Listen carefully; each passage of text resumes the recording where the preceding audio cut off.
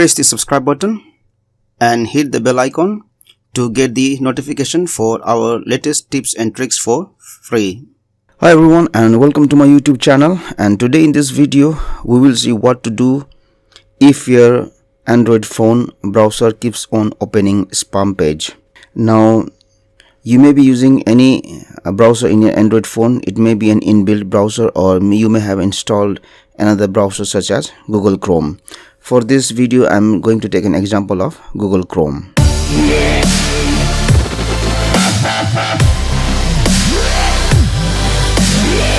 The first thing which you will do is you will open Chrome. Then you will type on this more option here at the top. We will go to settings, we will go to privacy. Under advanced, scroll down and select clear browsing data. Make sure that this browsing history, cookies and site data, cached image and files, these are selected.